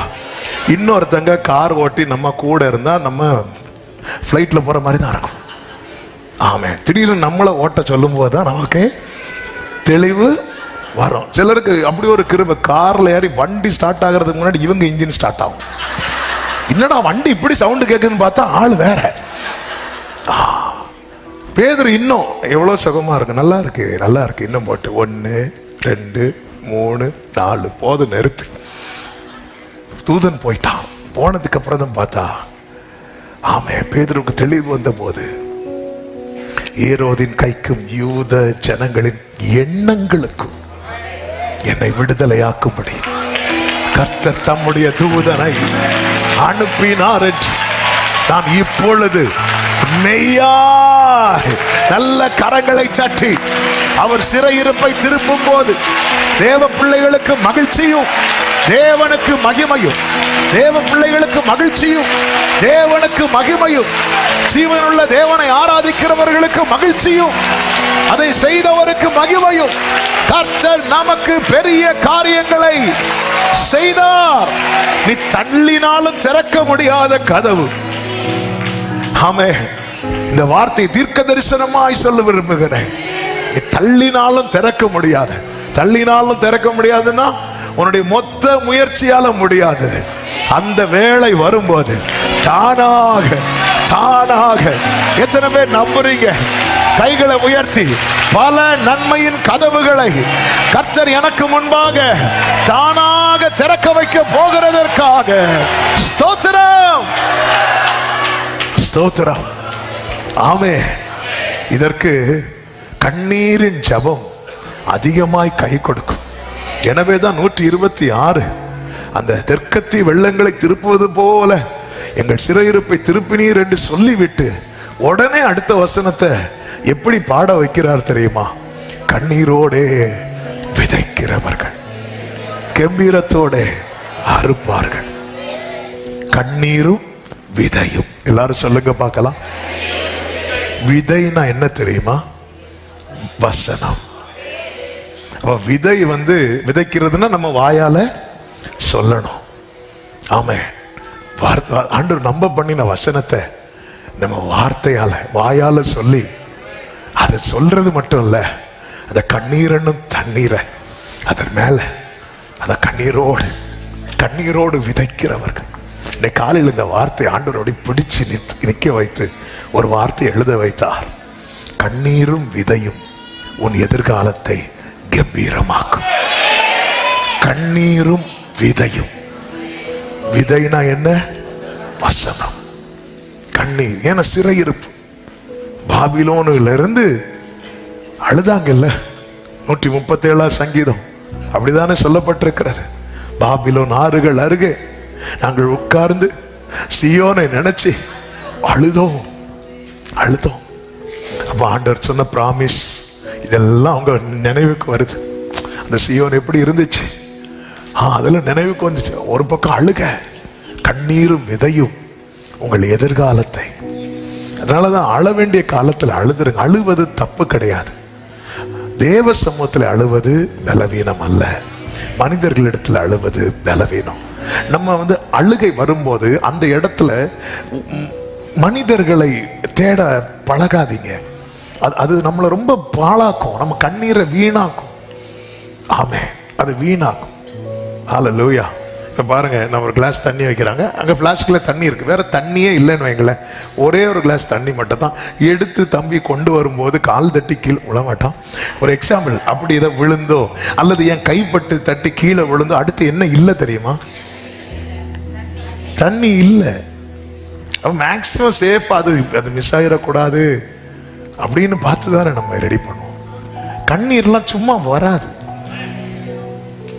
சும்மா சரி இப்போ நம்ம கொஞ்ச நேரம் அழுவோமா? எத்தனை நேரம் அழுவோம்? முடியாது. சிரிப்போம்னா சிரிப்போம். ஆமா, சில புருஷன் மனைவியை சிரிக்க வைக்கிறதே போட்டோகிராஃபர்ஸ். வீட்டில் 3 வருவாங்க, ஸ்மைல் ப்ளீஸ் வாங்க, வேற வழியில் சிரிச்சு தான் ஆகணும். ஆனால் அப்படி சரி இப்போ எல்லாரும் போட்டோக்கு போஸ்ட் கொடுங்க, இப்போ அழுங்க அப்படி சொல்லாம அழ வைப்போம். நம்ம அப்படிலாம் அழ முடியாது. அப்போ ஒரு சூழ்நிலை வருது, அந்த கண்ணீர், அது ஒரு கண்ணீரும் விதையும். இந்த வேர்டு என் மனசுல இன்னைக்கு ஆண்டவர் ஆழமா போட்டார். கண்ணீரும் விதையும் உன் எதிர்காலத்தை கம்பீரமாக்கும். அதுவும் விதை எப்படி தூவணும் தெரியுமா? அள்ளி தூவணும். அப்படி அள்ளி தூவும் போது உன் கண்ணில் கண்ணீர். இது நம்பிக்கையற்ற கண்ணீர் அல்ல. ஓ, எந்த பாதையில நான் கண்ணீரோடு நடந்தேனோ அதே பாதையில கம்பீரத்தோடு, எந்த பாதையில நான் அள்ளி தூவும் விதையை அழுது கொண்டு நான் தான் அறுத்த அரிகளை சுமந்து கொண்டு கம்பீரத்தோட திரும்பி கண்ணீரும் விதையும். கைகளை உயர்த்தி ஆமேன் சொல்லுங்க. இந்த பாபிலோனின் சிறையிருப்பை திருப்பும்படிக்கு கர்த்தர் ஒரு கோரேசை எழுப்பினார். தானியேல் எவ்வளவு அழுது ஜெபம் பண்ணார் தெரியுமா? நல்லா புரிந்து கொள்ளுங்க. சிறையிருப்பை திருப்ப என்ன செய்யணுமோ அதை செய்வார். நமக்கே தெரியாது அவர் என்ன செய்ய போறார்னு. ஒரு கோரஸை எழுப்பி இஸ்ரவேலர்கள் சிறையிருப்பிலிருந்து மீண்டு வருகிறார்கள். வந்து என்ன பண்றாங்க அப்படின்னா, மறுபடியும் பாழாக்கப்பட்ட ஆலயத்தை மறுபடியும் கட்டும்படிக்கு ஆமென் அவர்கள் அஸ்திவாரம் போட்டார்கள். அப்படி அஸ்திவாரம் போட்ட போது எஸ்ரா 3வது அதிகாரம் அதனுடைய 12வது வசனத்தை வாசியுங்கள். எஸ்ரா 3:12. முந்தின ஆலயத்தை கண்டிருந்த முதிர் வயதான ஆசாரியரிலும் லேவியரிலும் பிதாக்கள் வம்சங்களின் தலைவரிலும் அநேகர் இந்த ஆலயத்துக்கு தங்கள் கண்களுக்கு முன்பாக அஸ்திபாரம் போடப்படுகிறதை கண்டபோது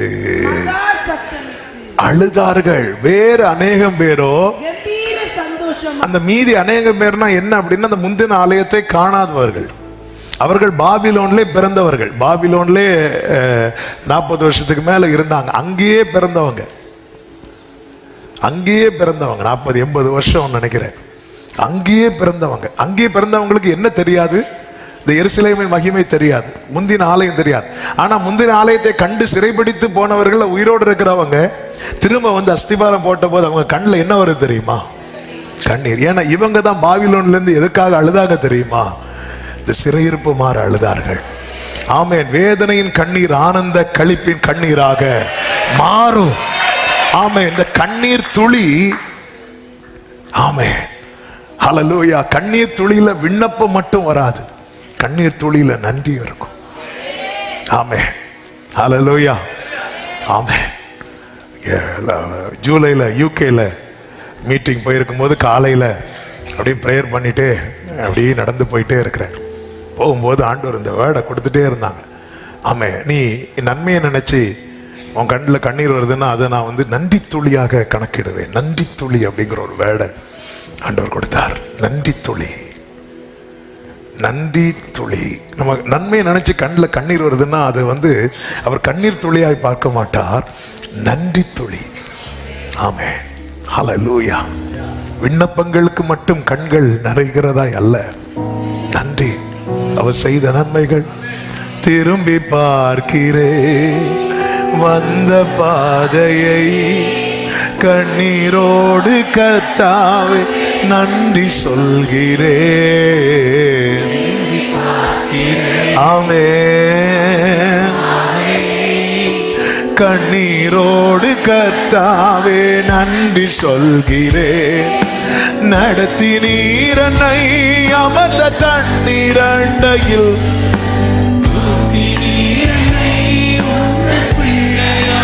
கைகளை உயர்த்தி திருப்பி தர ஒன்றுமில்லையே, திரும்பி பார்க்கிறேன். ஆமென். கண்ணீரோடு கர்த்தாவே ஹல்லேலூயா திரும்பி பார்க்கிறேன். Glory.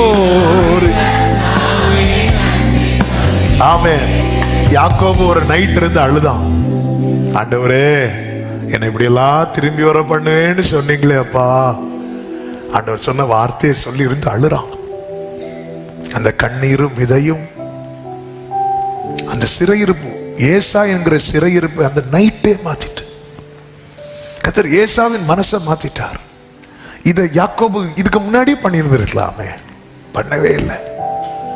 ஆனா ஒரு நாள் சூழ்நிலை பண்ண வச்சது. ஆமென். ஆண்டவரே, என்னை ஏன் ஆண்டவர் இந்த அழுகையின் பள்ளத்தாக்கில் நடத்துறீங்க? நமக்கு தெரியாது, நாம் எத்தனை அடுக்கு காவலுக்குள்ள இருக்கிறோம்னு தெரியாது, கர்த்தருக்கு தான் தெரியும். அதனாலதான் தூதன் அனுப்புறார். நமக்கு சரியா ஜெபிக்க கூட தெரியல. ஆமென்.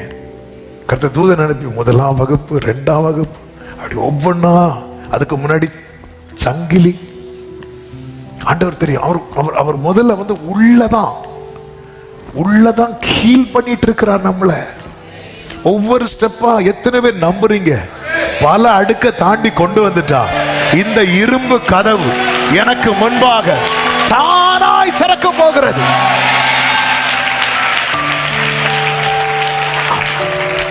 ஆண்டவர் அந்த இரும்பு கதவை திறங்க. நீ முதல்ல இரும்பு கதவு பக்கத்துல வா.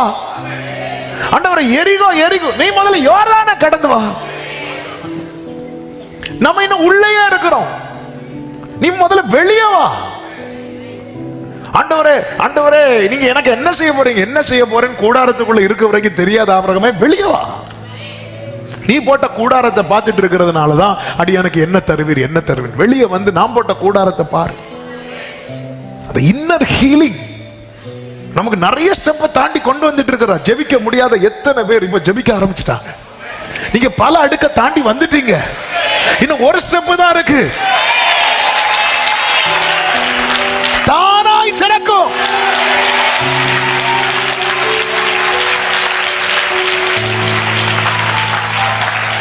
பவுல் சீலா போன்றவர்கள் ஆல்ரெடி தாண்டி இருக்கிறாங்க. அதனால அவங்க ஜெபித்தது அவங்களுக்கு என்ன ஆகுது அப்படின்னா, பேதுரு ஜெபிக்காம படுத்திருப்பார் நினைக்கிறீங்க? பேதுரு ஜெபிக்காம தூங்கி இருப்பார் நினைக்கிறீங்க? அபிஷேகத்தை பெற்ற அப்போஸ்தலன், தூண்களா எண்ணப்பட்டவர்களில் ஒருவர், கீயே பேதுருட்ட தான் இருக்கு. அவர் ஜெபம் பண்ணி முடிச்சுதான் படுத்திருப்பார். ஆமா, எப்படி ஜெபம் பண்ணி இருப்பார் நினைக்கிறீங்க? கர்த்தர் சொன்ன வார்த்தை, அதான் கண்ணீரோடு. ஆண்டவரே, நீங்க எனக்கு சொன்னீங்களே, உன் இள வயதுல நீ உன் இஷ்டப்படி எல்லாம் நடப்ப, உன் முதிர் வயது ஆகும்போது உன் அறையை கட்டி கொண்டு போவாங்க. ஆண்டவர், நீங்க சொன்னீங்களேப்பா முதிர் வயதுல தான் என் ஓட்ட முடியும்னு. ஆனா இப்போ இப்படி இருக்கு. நீங்க சொன்ன வார்த்தை ஆண்டவரே, ஜெபம் பண்ணிட்டு படுத்திருப்பான். ஆமே, கண்டிப்பா ஜெபம் பண்ணி படுத்திருப்பான், அதுல சந்தேகமே கிடையாது. ஆமே, ஆண்டவர் கண்ணீரோடு விதைக்கிறவர். நமக்கு தெரியல, நம்ம அந்த இரும்பு கதவையே பார்த்துட்டு இருக்கிறோம், எப்போ அது திறக்கும். ஆனா அவர் ஸ்டெப் பை ஸ்டெப்பா, முதல்ல நீ கண்ணை தர, அடுத்து கையில இருக்கிற சங்கிலியெல்லாம் விளட்டும், அடுத்து எல்லாம் ஒவ்வொரு ஸ்டெப்பா நமக்கு தெரியாது. ஆனா நம்ம கண்ணுக்கு முன்னாடி இன்னும் இரும்பு கதவு திறந்து வெளியே வர்றது வரைக்கும் நம்மளை சுத்தி இருக்கிறவங்க பார்வையில நம்ம இன்னும் எப்படிதான் இருக்கும்? அப்படியே தான் இருக்கிறோம். பக்கத்துல 2 பேரை பார்த்து சொல்லுங்க, அப்படி இல்லை, அப்படி எல்லாம் இல்லை, அப்படி இல்லை. இந்த இரும்பு கதவு திறக்கும் போது உங்களுக்கு தெரிய வரும். ஆனா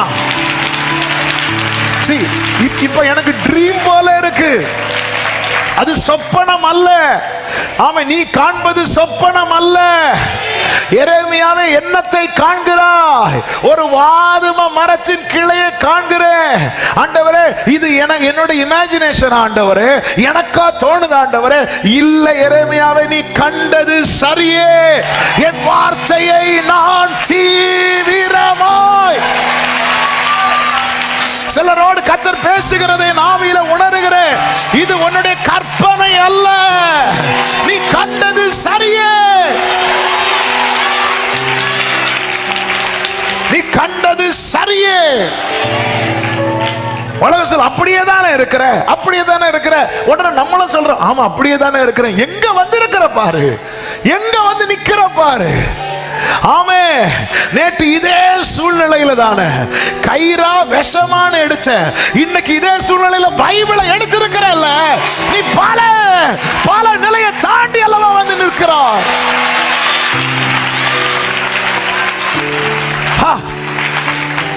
சொல்லு, நான் அப்படி இல்லை. இனி எனக்கு முன்னாக இருக்கிறது ஒரே கதவு. ஆமே, அது தானாக திறக்கும், அது தானாக திறக்கும். இயேசுவின் நாமத்தில், இயேசுவின் நாமத்தில் இங்க நீங்க ஜெபிக்கும் போது, இங்க துதிக்கும் போது, தள்ளினாலும் திறக்க முடியாத கதவுகள் தானாக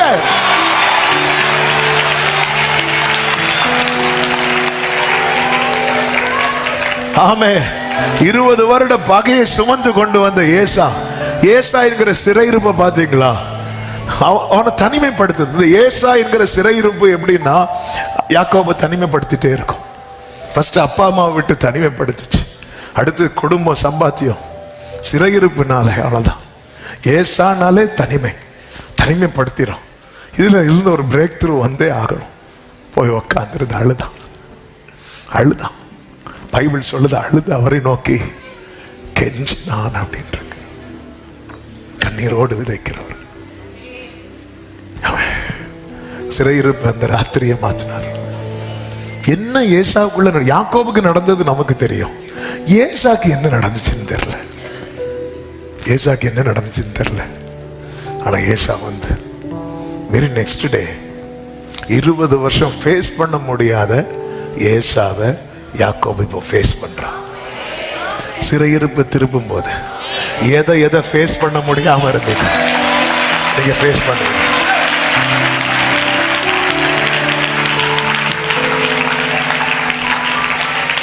ஆமே. ஒரு தீர்க்கதரிசிகளின் புத்திரரில் ஒருவருடைய மனைவி எலிசா கிட்ட வர, அந்த ஆள் இறந்துட்டார். கடன் கொடுத்தவங்க பிள்ளைகளை சிறைபிடிக்க வராங்க. வந்து நிக்கிறா கண்ணீரோட, என்ன செய்யணும்னு தெரியல. கடன் என்கிறது ஒரு பெரிய சிறையிருப்பு. தேவ சமூகத்தில் வந்து நிற்கும் போது உங்ககிட்ட என்ன இருக்கிறது? ஒரு குடம் என்ன. இங்கே கர்த்தர் ஏசாவை மாத்தினது போல மாத்தல, ஒரு கோரேசை எழுப்பினது போல எழுப்பல. இங்க என்ன செய்யணுமோ அது செய்கிறார். அவள் எண்ணெயை வர்த்திக்க பண்ணுகிறார், அவள் வருமானத்தை பெருக்கிறார். அந்த எண்ணெயை விற்று கடனை அடைத்தது மட்டுமல்லாமல் மீந்ததை வைத்து ஜீவனம் பண்ணும்படிக்கு ஒரு மார்க்கத்தை உண்டு பண்ணுகிறார். எந்த சிறையிருப்பையும் மாற்ற வல்லமை உள்ளவர் என் தேவன். ஆண்டவர் சமூகத்தில் இருந்து கண்ணீரோட, கண்ணீர் வீண் போகாது. கண்ணீர் வீணாலும் ஒப்பி எடுத்து തുരുത്തിയിലാക്കുന്ന നാഥനുണ്ട്. തുരുത്തി നിറയുമ്പോ അളന്നെടുത്ത് അനുഗ്രഹമേകുന്ന ஆமென். ஆண்டவர் சமூகத்துல இருந்து அழுது அண்ணாளை பாருங்க. அண்ணாளுக்கு ஒரு சிறையிருப்பு. இந்த பெனினாள் பேசுறதை நிறுத்தணும்னா அண்ணாளுடைய சிறையிருப்பு மாறணும். சும்மா பெனினாள் பேசுறான்னா ஏன் பேசுறா? அதனாலதான் நீங்க அண்ணாளுடைய ஜெபத்துல பாத்தீங்கன்னா பெனினாள் டாபிக்கே வராது. பெனினா ஆண்டவர் இது பெனினாள் வாயை அடையும். அவ வாயை அடைக்க ஜெபம் பண்ணாதீங்க. உங்களுக்கு திறக்க வேண்டியது திறக்க ஜெபம் பண்ணுங்க. ஆமென். ஆண்டவர் ஏரோதின் மனதை மாற்றும். ஏரோது அப்படியே இருக்கட்டும், நீ வெளியே வர பார். ஆண்டவரை என்ன ஏரோது வெளியே கொண்டு வரக்கூடாது. சோதமின் ராஜா என்னை ஐஸ்வர்யவன் ஆக்கினான் என்று சொல்லுவாங்க. நீ இவ்வளவு நேரம் ஆராதிச்சு பார்த்தல ஒன்னும் கிடைக்கல. இங்க வந்து இந்த இதுல மட்டும் ஒண்ணு கலந்து பாரு. இங்க வந்து இந்த ஆளை மட்டும் ஒண்ணு பாரு. இவங்களை மட்டும் பார்த்து ஒண்ணு கெட்டு அப்போ ஒண்ணு எதுக்கும் லைட்டா ஒண்ணு கெட்டி பார்ப்போம். அது வர ஆஃப் ஹேண்ட் ஷர்ட் போடுறவர் அன்னைக்கு ஃபுல் ஹேண்ட் ஷர்ட் போட்டு வந்திருக்கிறார். என்ன பிரதர் ஃபுல் ஹேண்ட்? உள்ள ஒரு கெட்டு 2 கோட்டு. நமக்கு தெரியாது, நம்ம பல அடுக்க தாண்டி கொண்டு வந்துட்டு இருக்கிறார். இது சொப்பனம் போல இருக்கிறது. அதனாலதான் சில வார்த்தையெல்லாம் கேட்கும் போது அப்படியே ட்ரீமா இருக்குல்ல, ஏதோ நடந்தது போல தோணுது இல்ல. வெளியே இறங்கும் போது அதே காவலர்கள் 2 பேர் நிக்கிறாங்க. ஐயோ போச்சு. இல்ல, அவன் அப்படி பார்க்கட்டும், பேதுருவை நீ அப்படி பார்க்க கூடாது. நீ வந்து வெளியே வந்து தொட்டு பாரு. இது பொய் அல்ல, இது மெய். எனக்கு நடந்தது மெய். பேதுரு போய் ஜெபம் பண்றவங்க கதவை தட்டுறாரு. தட்டும் போது ரோதை முதல்ல இந்த முந்திரி கொட்டை மாதிரி முதல்ல ஓடி போற சிலர் இருக்காங்க. போயிட்டு அவங்க கொண்டு வரதெல்லாம் பார்த்தா பேதுரு. யாரு? நான் தான் பேதுரு. ஐயோ, திறந்து பார்த்து மூடிட்டு உள்ள வந்து லீடர்ட்ட இப்படி வாசல்ல பேதுரு நிக்கிறாங்க. ஆமே, அதுவும் பேதுரு வாசல் கதவை தட்டின போது அவள் எதுக்கு வந்தா தெரியுமா? கதவை திறக்கல. 13வது வசனத்துல ஒட்டு கேட்க. பாத்தீங்களா எவ்வளவு ஜெபம் பண்ணாலும் சிலருக்கு புத்தி. ஆமே, இங்க ஜெப சத்தம் நடக்குது, அங்க ஏதோ குச்சுன்னு பேசிட்டு இருக்கிறாங்க. என்ன? ஆமே, அந்த ஒட்டு கேட்கறதுல அந்த கிருபை பெற்றவர்களுக்காக. ஆமே, ஒட்டு கேட்க வந்தாள். வந்துட்டு அவள் பேதுருவின் சத்தத்தை அறிந்து சந்தோஷத்தினால கதவை, சிலர் நம்ம கூப்பிட்டோம் போன்லாம் எடுக்க மாட்டாங்க, அது சந்தோஷத்துல. அது உங்களுக்கு புரிஞ்சுக்கோங்க. அந்த கதவை தட்டி சிலர் திறக்காதது சந்தோஷம். அப்படின்னு நினைச்சா சமாதானம் இருக்கும். ஆமா, சந்தோஷத்தினால கதவை திறக்காம உள்ளே ஓடி பேதுரு வாசலுக்கு முன்னே நிற்கிறார் என்று அறிவித்தாள். அவர்கள், நீ பிதட்டுகிறாய். நம்ம ஊக்கமா ஜெபம் பண்ணோம். ஆண்டவரை இறங்கி வாரம் விடுவியும். ஆண்டவர் விடுவித்து அடுத்த சாப்டருக்கு போயாச்சு. அவளோ அவர்தான் என்று உறுதியாய் சாதித்தோம். அவர்கள் அவருடைய தூதனா இருக்கலாம். அதாவது என்ன சொல்லாம சொல்றாங்கன்னா அவருடைய ஆவியா இருக்கலாம். ஒருவேளை பேதுருக்கு கதை அங்க முடிஞ்சிருக்கும். நைட்டோட நைட்டா பாருங்க. இதுல என்ன ஒரு சம்பவம்னா, சுத்தமா விசுவாசமே இல்லாம தான் ஜெபிக்கிறாங்க. ஆனாலும் கர்த்தர் காரியத்தை வாய்க்கப்பட்டார்.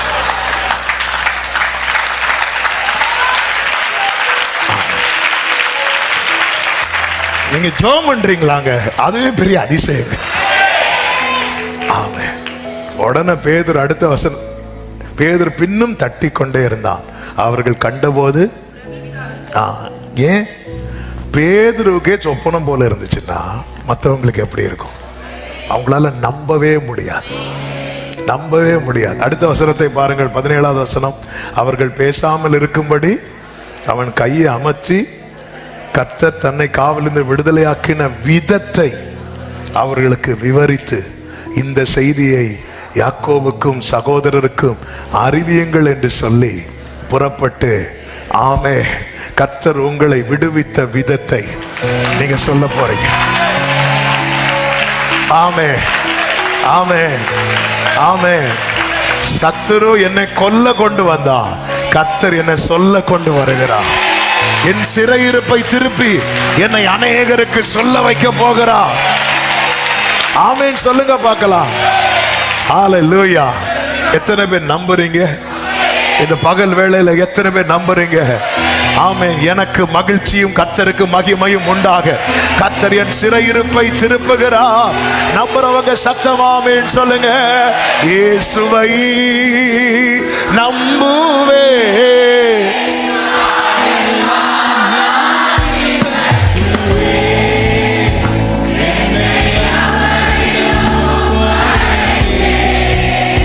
வெட்கப்பட்டு இயேசுவை நம்புவே, இயேசுவை ஓரலமம் ராதனமம் ரேசேகரே லேரே ஜீசஸ் என்னை வெட்கப்பட்டு போக மாட்டேன், வெட்கப்பட்டு. ஆமென், ஆமென். ஆக்சுவலா இப்பதான் செய்திக்குள்ளேயே போகக்கூடிய பாயிண்ட் வருது. ஆனால் அந்த பாயிண்டை மட்டும் சொல்லிடுறேன், நீங்கள் வீட்டில் போய் நல்லா படிச்சுக்கோங்க. சிறையிருப்பை திருப்பும் போது உண்டாகிற காரியங்கள் யோவேல் 3வது அதிகாரத்திலே சொல்லப்பட்டிருக்கிறது. அதை 5ஆக சொல்லி, அந்த அதிகாரம் ஃபுல்லாகவே 5ஆக சொல்லி நான் ஜெபிக்கும்படி விரும்புகிறேன். இதை நீங்கள் வீட்டில் போய் வாசித்துக்கோங்க, நமக்கு டைம் ஆகிவிட்டது. அந்த 1வது வசனத்தை பாருங்கள். இதோ யூதாவுக்கும் உண்டாயிருந்த நான் திருப்பும் அந்நாட்களிலும் அக்காலத்திலும். சிறையிருப்பை திருப்பும் போது என்ன நடக்கும் அப்படின்னு சொல்லி 5 காரியங்களாக நிறைய இருந்தாலும் அதை எல்லாத்தையும் சேர்த்து 5ஆக நீங்க வீட்டில் போய் இன்னைக்கு இதை மெடிடேட் பண்ணி பலப்படுங்க. சிறையிருப்பை திருப்பும் போது முதல்ல என்னென்ன தெரியுமா நடக்கும்? ஒன்று, கர்த்தர் வழக்காடுவார். வழக்காடுவார்னு என்ன தெரியுமா? பதில் செய்வார். ஆமென். அதனுடைய 2, 3, 4 வசனங்கள்ல நீங்க பாத்தீங்கன்னா தெரியும். ஆமென். நீ என் ஜனத்தை இப்படி இப்படி பண்ணதுனால நான் வழக்காடுவேன். 4வது வசனத்துல, தீருவே சீதோனே பெலிஸ்தியாவின் சகல எல்லைகளே, உங்களுக்கும் எனக்கும் என்ன இப்படி எனக்கு சரி கட்டுகிறீர்களோ? ஆண்டவருடைய பிள்ளைகளுக்கு ஒரு காரியம் நடக்குதுன்னா அதை கர்த்தர் தமக்கு நடக்கிறது போல பார்ப்பார். ஆண்டவர் பவுல்கிட்ட என்ன சொல்லுவார் தெரியுமா? ஏன் சபையை துன்பப்படுத்துறேன்னு கேட்டாரா? ஏன் என்ன துன்பப்படுத்துறேன்னு தான் கேட்டார். சும்மா சொல்லலங்க, உன்னை தொடுகிறவன் என் கண்மணியை தொடுகிறான் என்று. ஆமென். பல நேரத்துல நம்ம இப்படிதான் கேட்கிறோம், ஆண்டவரை இன்னும் அடக்கி கொண்டு இருப்பீரோ? தாவீது கேட்கிறான் 35வது சங்கீதம் 17வது வசனத்துல, ஆண்டவரை எதுவரைக்கும் இதை பார்த்து கொண்டு இருப்பீர்? எவ்வளவு நாள் தான் பார்த்துட்டு இருப்பீங்க? அவ்வளவு கேள்வி கேட்கிறாங்க, நிந்திக்கிறாங்க, தூஷிக்கிறாங்க. உன் தேவன் எங்க என்றும் கேட்கிறாங்க. எனக்கு அது நாள்தோறும் கண்ணீர் வருது. நீங்க பார்த்துட்டு இருப்பீங்களா? இல்ல இல்ல இல்ல, கர்த்தர் வழக்காடுவா. ஆமென். எகிப்தியருக்காக இஸ்ரவேலரை சிறையிருப்பிலிருந்து வெளியே கொண்டு வந்ததும் கர்த்தர் செய்த முதல் காரியம் என்ன சொல்லுங்க? வழக்காடுனது. பார்வோனை அவன் சேனை இருக்க விடல, மொத்தமா கொண்டு வந்து சிவந்த சமுத்திரத்துல அவங்க கண்ணுக்கு முன்னாடி இல்லாம ஆக்கிட்டார். பழி வாங்குதலும் பதில் செய்யலும் கர்த்தருக்குரியது. அவர் பார்த்துட்டே இருப்பார். சிறுமை, அதனாலதான் சிறுமைப்பட்டவன் மேல் சிந்தை உள்ளவன் பாக்கியவான். அவன் கஷ்டப்படும் போது அவனை சிறைப்படுத்தி காயப்படுத்துறவங்க இருப்பாங்க. அவனுக்கு சப்போர்ட் பண்ணி ஹெல்ப் பண்றவங்க இருப்பாங்க. அப்படி ஹெல்ப்ஃபுல்லா இருக்கிறாங்க தெரியுமா, அவங்களுக்கு கர்த்தர் ஆசீர்வாதத்தையும், காயப்படுத்துறாங்க தெரியுமா, அவர்களுக்கு கர்த்தர் அடியையும் வைத்திருக்கிறார். இதுதான் கர்த்தருடைய செயல். ஆமென். தேவனை இந்த ரெண்டையும் பார்க்க முடியும். நீங்க பைபிள்ல பார்க்கும்போது தெரியும். அவர் ஆசீர்வதிக்கவும் செய்கிறார், இஸ்ரவேலருக்கு மன்னாவை கொடுத்து ஆசீர்வதிக்கிறார். ஆமென். சிவந்த சமுத்திரம் என்பது இஸ்ரவேலருக்கு ஆசீர்வாதம், எகிப்தியருக்கு அது அழிவு. அது கர்த்தர் பழி வாங்கினது. இது பலமுறை சொல்லி இருக்கிறேன். என்ன பழி வாங்குதல்? பார்வோனும் ஒரு சட்டம் போடுகிறான். என்ன சட்டம்? நான் பிறக்கிற எல்லா ஆண் குழந்தை எங்க போட்டு கொல்லணும் தெரியுமா? தண்ணியில. கர்த்தர் அதே போல அவனை அவன் கூட்டத்தை அழிச்சார். பார்த்தீங்களா? அத்தனை புருஷர்களையும் கொண்டு வருகிறார். ஆனால் எந்த இடத்துல ஒரு ஆண் பிள்ளை கூட உயிரோடு இருக்கக்கூடாது என்று பார்வோன் சட்டம் போட்டானோ, அதே இடத்துல இருந்து 6 லட்சம் புருஷர்களை கர்த்தர் வெளியே கொண்டு வருகிறார். கர்த்தர் உங்களை வளர பண்ணணும்னு நினைச்சிட்டாருன்னா சத்துருவுக்கு தளர பண்ண முடியாது.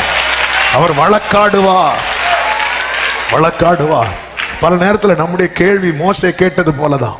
யாத்திராகமம் 5:23 ஆண்டவரே, அவன் இந்த ஜனங்களை உபத்திரவப்படுத்துகிறான், நீர் உம்முடைய ஜனங்களை இன்னும் விடுதலையாக்கலையே ஆண்டவரே, அவன் இன்னும் கஷ்டப்படுத்திட்டு தானே இருக்கிறான்.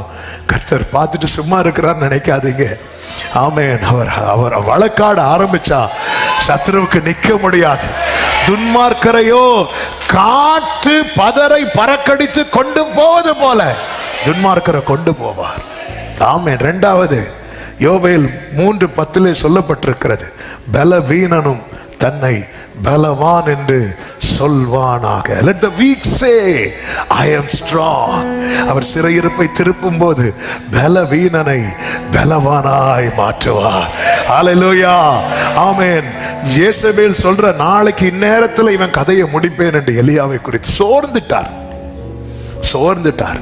சூறை செடிக்கு கீழே போய் படுத்துட்டார். அவ்வளவுதான், எல்லாம் போச்சுன்னு படுத்துட்டார். ஆமா, அவரே கல்லறை கட்டி படுத்தது போல. ஆமே. எதுக்கு அங்க ஏதோ ஒரு இடத்துல சாகணும்? நல்ல இடத்துலயா? இந்த இடத்துல நான் படுத்துறேன். ஆமே. சிலர் சர்ச்சில் இடம் பிடிப்பாங்க, சிலர் கல்லறையில கூட இடம் பிடிப்பாங்க, விடவே மாட்டாங்க, இப்படித்தான் நிற்பாங்க. இங்கதானா சரி போங்கன்னு போக மாட்டாங்க. அதாவது அப்படியே சூறை செடிக்கு கீழே படுத்துட்டார். சாப்பாடு வச்சிருக்கு, சரி சாப்பிட்டுட்டு படுப்போம், சும்மா வெறும் வயிற்றுல சாப்பிட்டு ஒருவேளை கேஸ் பிடிச்சிட்டான், அதனால சாப்பிட்டு படுத்தாச்சு. தூதன் அனுப்பி தட்டி எழுப்பி, நீ பண்ண வேண்டிய பிரயாணம் அங்க கர்த்தர் பலவீனனை பலவானாக்கி நடக்க வைக்கிறார். பலவீனன் பலவான் என்று சொல்வான், தரித்தீரன் செழித்திடுவான். தேவனின் செயலிதுவே, நமக்காய் பலவீனம் பலவான் என்று சொல்வான், தரித்தீரன் செழித்திடுவான்.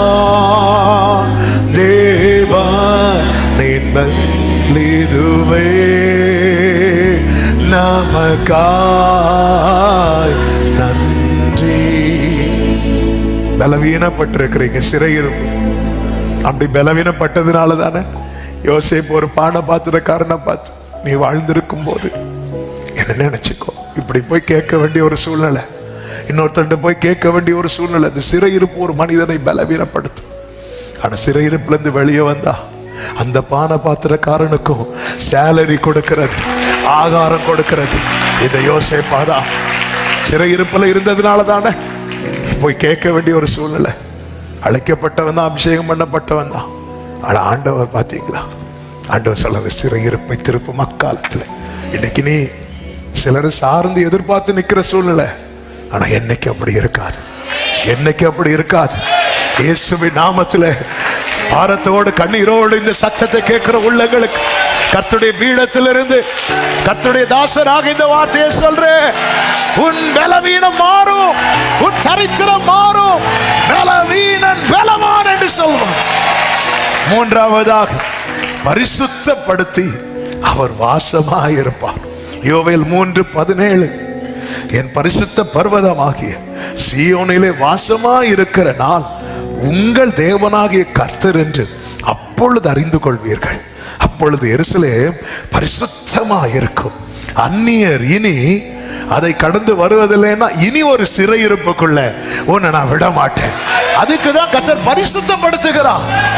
பரிசுத்தப்படுத்துகிறார். அதனாலதான் மீட்கப்பட்ட ஜனங்களுக்கு பிரமாணங்களை கொடுக்கிறார்.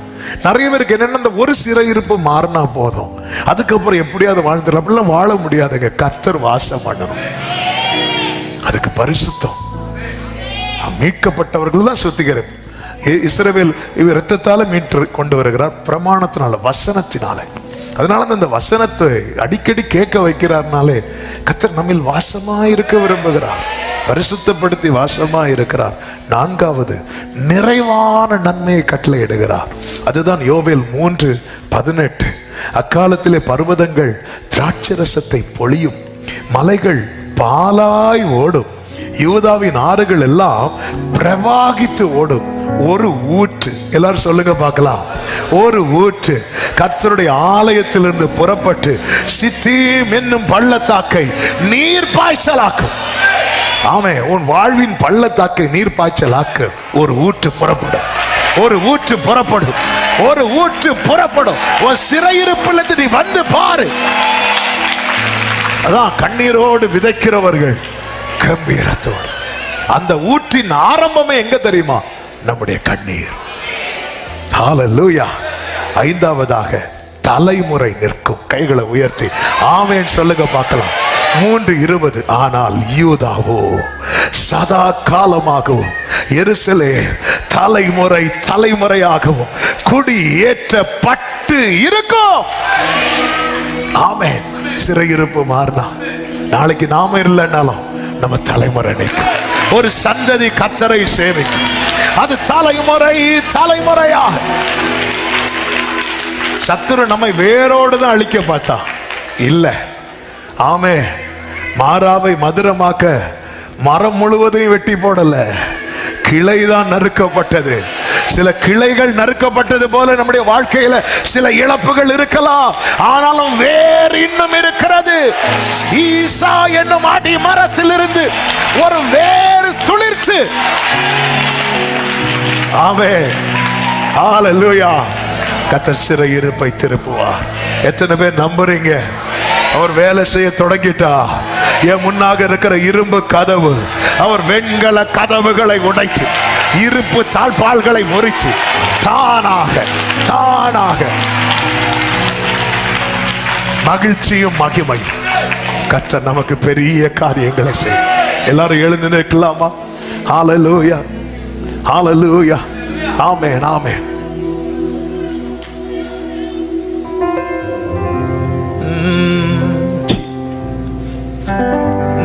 அதி சீக்கிரத்தில் நீங்கிவிடும் இந்த லேசான உபத்திரவம். அதி சீக்கிரத்தில் நீங்கிவிடும் இந்த லேசான உபத்திரவம். சோர்ந்து போகாதே, நீ சோர்ந்து போகாதே.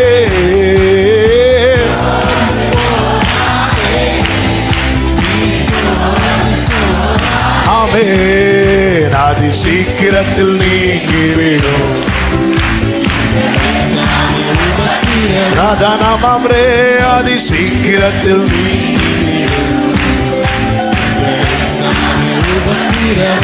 ஆமென். உள்ளார்ந்த மனிதன் நாளுக்கு நாள் புதிதாக்கப்படுகின்ற நேரம் இது. ஆமென். glory. சோர்ந்து போகாதே, நீ சோர்ந்து போகாதே. சோர்ந்து போகாதே, நீ சோர்ந்து போகாதே. அதி சீக்கிரத்தில்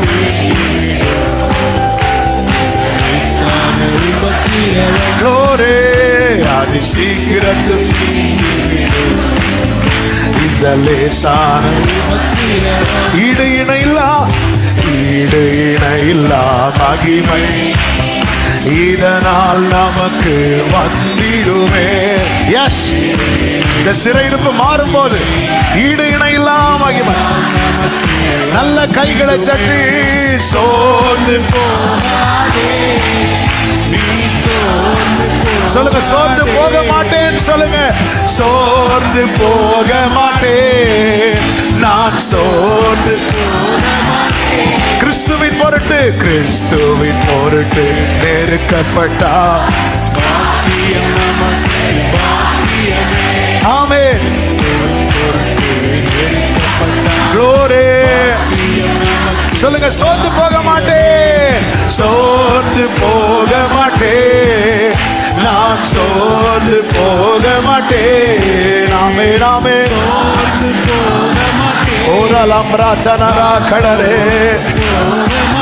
காண்கின்ற உலகம், காண்கின்ற உலகம் தேடவில்லை, காணாத பரலோகம் நாடுகிறோம். glory. ஷரபலக மம்ரா தரரா. ஆமென். சோர்ந்து போக நான் சோர்ந்து போக மாட்டேன். ஹல்லேலூயா. அதி சீக்கிரத்தில் நீங்கிவிடும், அதி சீக்கிரத்தில் நீங்கிவிடும் இந்த லேசான உபத்திரவம். அதி சீக்கிரத்தில் நீங்கிவிடும் இந்த லேசான உபத்திரவம். சொல்லுங்க, ஆகும் ஆகும் எல்லாம் ஆகும். ஆமென். ஜீசஸ்.